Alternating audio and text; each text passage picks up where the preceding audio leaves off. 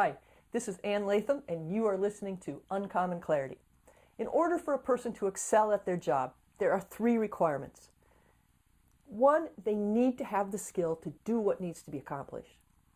Secondly, they need to want to do what needs to be accomplished. And third, most important of all, they need to know what needs to be accomplished. When we're dealing with an employee, we typically think of this third one as just setting expectations. Now, setting expectations, being sure people know what needs to be done, is absolutely critical.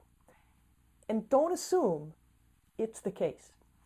A client asked me wanted to talk about how to deal with an operations manager who he thought was not stepping up to responsibilities, wasn't willing to take on responsibilities, wasn't ambitious enough, wasn't determined enough. He didn't know, but he was making all kinds of assumptions about what was going on.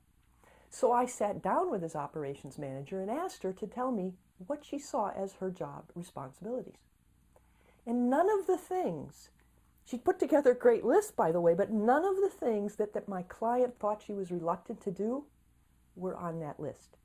They weren't even on her radar screen. So she couldn't possibly be doing them if she didn't realize those were part of her job. It seemed obvious to him. It wasn't obvious to her. Now, there's another kind of awareness we need to think about besides just trying to set expectations about responsibilities. And that is to understand how people's perceptions differ, how their perspective differs, how what they see differs. Things that look obvious to you that you would say, of course that needs to be done, have to do with how you see things, can be an issue. The first time I brought my husband to my house where I grew up to meet my family, he hadn't been in the house an hour before he asked for a hammer. Now, I had no idea what he needed a hammer for, but I found him a hammer, and he went and pounded in a little nail that was sticking out of the corner of the main stairway in our house. He could not see that nail, and he had to pound it in. But I knew about that nail. I used to twiddle with it when I was talking on the telephone as a teenager, but it never occurred to me to pound it in. It never occurred to me anything needed to be done about that nail. Furthermore, I had 4 siblings and 2 parents who never thought to do something about that nail. So here's a case where it has nothing to do with setting expectations. It has to do with just the way people see the world and interpret what needs to be done. So you need to look at why people aren't doing the things they do. Don't assume. He could have easily assumed that we were just lazy, that we were careless, that I don't know what adjectives might have come to mind. I hope not many, but because we hadn't bothered to pound in the nail. So be sure to get clear about what you're seeing, what they're seeing, what's obvious. Now, the third one is another category that's important, and that is that people need to understand the impact of what they do. It's not clear enough just to say, okay, here's what I need to be done. Yes, I'm seeing the things that are important. I understand why they're important. But the third is, what are the consequences of what I'm doing? What's that impact?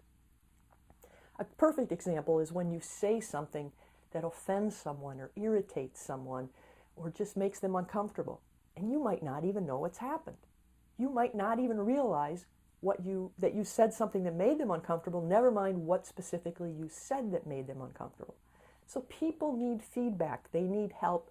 They need to understand the consequences of their action.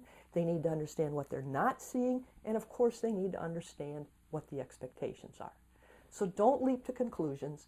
Get very clear about what people are seeing, what they're doing, what they're not doing, and why, if you want to help them do better.